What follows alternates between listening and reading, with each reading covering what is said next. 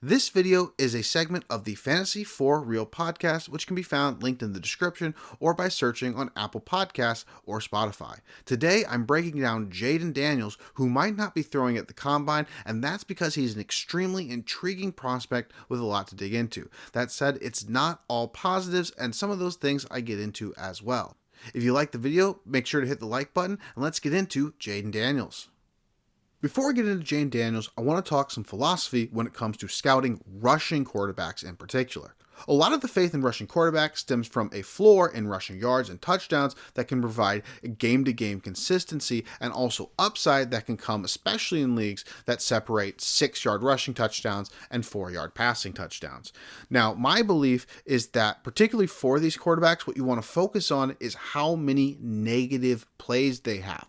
Obviously, there's all kinds of other things, big plays, consistency. I'm not saying these things aren't as important, but particularly for our game when we're forecasting a fantasy quarterback and how a rushing fantasy quarterback can have consistency or faith, I like to solely focus more on the negative plays because incompletions are bad. Incompletions are not good. I'm not going to sell you on this idea that incompletions are good. But when you consider, not even in the X's and O's ways, not even in the quarterback rusher gets the extra blocker ways, I'm talking on a big picture scale, the way that the quarterback position, the rushing quarterback, has the default option on early downs to pick up a few yards, and the way that on third downs, they have the opportunity to convert that backup plan of a rush for the first down. Those two things really affect the idea that you can stay ahead of schedule more easily. And I think that is the big picture item that the rushing quarterback gives you, even more so than the scheme, even more so than the X's and O's. I think that is the thing that it gets you. And so for that reason, sacks and interceptions are the two things that are going to kill your ability to stay ahead of schedule or significantly ahead of schedule. So again, I'm not saying that incompletions are not important, but I've used this methodology for looking into rushing quarterbacks the last 2 years. I did specifically create the theory because I did not like a specific rushing quarterback, which was Malik Willis, because of the amount of sacks and interceptions he threw. So it's a little bit biased in terms of how the theory came about, but I do think the theory is sound and can definitely be used to think about how rushing quarterbacks can be seen as having this fantasy floor that we often associate with them, because ones that have high negative plays are not going to be able to see the field as often. And it's important also to note that last year, Anthony Richardson scored very, very highly using this methodology because his interceptions, he had some bad interceptions early in the year, but he didn't have a ton overall. He didn't have many at all down the stretch if you were really focusing on those last 10 games. And even adjusting for his very good offensive line, Anthony Richardson was very good at not taking sacks. So when you consider the lack of sacks and the lack of interceptions, even though Anthony Richardson had a ton of incompletions, this methodology of looking at rushing quarterbacks was very positive towards Anthony Richardson. So why this is important with Jayden Daniels is that all these conversations about Jayden Daniels come down to how do you compare the first 4 years of his career to the breakout in 2023. And I want to start on something that he's done his entire career, which is avoid turnovers, because Daniels has over 1,800 career dropbacks, almost 1,450 pass attempts, and he has only 20 interceptions. That's a rate of 1.4% a pass attempt and 1.1% a dropback. And with 10 in 2021, which is an outlier season for him, he was much better in his first 2 years and his last 2 years being the LSU year, he threw an interception at less than 1% of his pass attempts with LSU and only 0.77% of his dropbacks. So those are some insanely good numbers that are consistent throughout his career. That's not something that changed going into his 2023 seasons. Now, the sacks are a little bit different. The sacks did change a little bit. He did better in that category, in the pressure to sack category in 2023 than he had his previous years. And at some of those previous years, he did have a little bit of a concern in the pressure to sack category. So that does make something to think about in regards to Jayden Daniels. But overall, looking at him through this lens that only tries to rate rushing and negative plays to judge if somebody has an opportunity, do I think they're more likely to have a fantasy floor? I think Jayden Daniels does well in it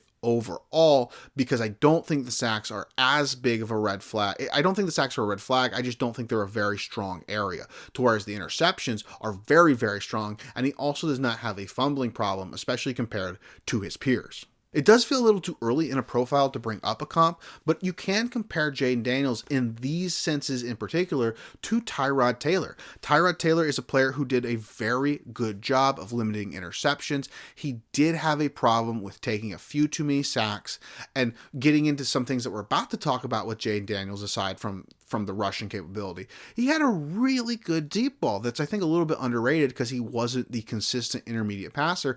And that's a little bit how Jayden Daniels profiles too, because while Jayden Daniels did do fairly well, obviously he was an elite, efficient passer. He had a 92 PFF grade. He had over 11 yards per attempt. He did incredible things in the passing game.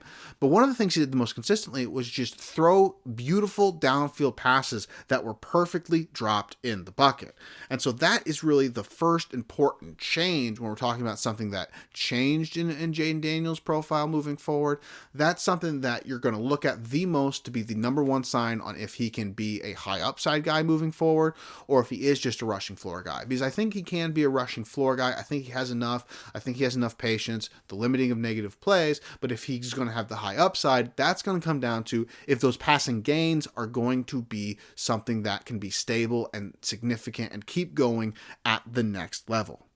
I think the number one concern people have to remember about why we have concerns about older prospects is that we really are in a bit uncharted territory because we know that prospects get better as they play more and more and more. And we don't have a whole lot of evidence of what happens when players get even more time, a fifth year, a sixth year. And that might sound silly, and you wouldn't expect players to just randomly and magically start breaking out in the fifth year, but it would change the level of polish, right? Compare college football to like AAA baseball. AAA baseball, in terms of the polish of some of the players you can get at that level, are completely different because you can have players at AAA baseball who have been playing AAA baseball for 5-10 years. So obviously they're being more and more polished. They get better at certain things. They don't necessarily have the talent to play at the elite level, but they might get better at AAA baseball over time. And in that same capacity, just because a player continues to get better at the college football level does not necessarily mean they ultimately would have become an NFL player or a better NFL player. Sometimes the things that hold people back are significant, particularly at the quarterback position where you have to be one of the top 32. I mean, if college football went on forever, the top 160 quarterbacks in the world might be, the 30 in college or the 130 in college football and the 30 in the pros. No, not exactly. I'm sure that NFL backup would still be a more desirable job. But the point is that there's a lot of differences that we don't really know how to chart when it comes to how to judge a player getting better. So the first thing you got to look at, just talked about it, is the deep ball, how much better the deep ball got. Other than that, I think you have to also look into the Arizona State situation. Now, I don't know what the Herm Edwards' reputation is out of the people who don't follow college football that much.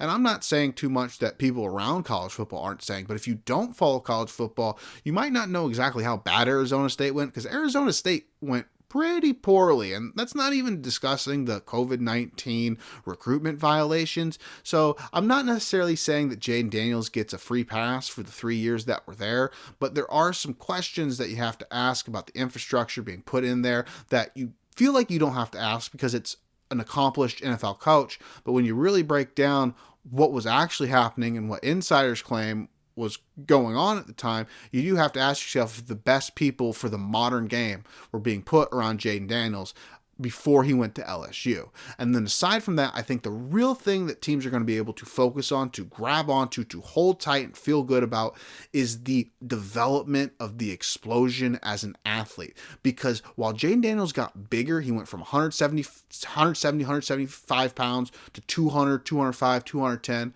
While he did that, he didn't do that by getting fat, and he didn't do that in a way that made him slower because now he weighs more against gravity. No, he did that in a way that gave him lean muscle mass that he needed to gain for a guy who is 6'3", 6'4" in terms of height, and he needed to gain that, and he needed to become a more fulfilled athlete, and he did do that. And I think my point in getting into this is just that when you see a guy who changes specifically in a way that is tangible and a little bit objective in how fast he is and how big he is, that makes you a little bit able to say, okay, I want to look a little bit more into what he's done since he made that physical development and kind of underscore a little bit what he's made before that physical development. And I think you're going to see teams have that kind of mindset a little bit when it comes to Jayden Daniels. So to finish focusing on those very first and very last points, while the downfield passing and passing efficiency leaps are what you hope for in the upside, the development of the physical explosiveness combined with the large history of turnover prevention that is not just a flash in the pan, that you have a long history of success in, give greater confidence to the potential of a fantasy floor as well as who Daniels could be as both an NFL and fantasy starter. Daniels is my quarterback 3, and the big reason and the difference between May and Daniels is that progression I talked about earlier. May's progression is far more in the ideal category because he was a top 10 Heisman finisher as a true sophomore. But despite that, I do have them at very similar grades, even though Jayden Daniels is my quarterback 3. And in one quarterback leagues where the floor of the quarterback position matters considerably less because you're only starting, say, 10 to 12 instead of 24, Jayden Daniels would be my quarterback 2 because in a one quarterback league, I'm much more willing to shoot the moon when it comes to the quarterback position. And then on the flip side, I have Jayden Daniels far higher than J.J. McCarthy. I mean, he's only one spot higher, but the difference in being a top 10 pick and being a top 25 pick is all of those high-end efficiency in high-volume things, the performance and production, the proof that Jayden Daniels has given us that while I do like J.J. McCarthy in spite of some of those things, J.J. McCarthy not giving us those things yet does put him in closer to the pick 2025 range for my personal grades, whereas Jayden Daniels in that top 5, top 10 range as a top 3 quarterback. And that is all for this segment of the Fantasy for Real podcast. If you like what you heard, you can check out the full show in the links in the description or by searching Fantasy for Real on Apple Podcasts or Spotify. Aside from this, the show this week included a profile on Ladd McConkey and several NFL players discussed through the lens of being undervalued on Keep Trade Cut. So make sure to subscribe to this YouTube channel and look out for the content coming from it moving forward. Have a great weekend.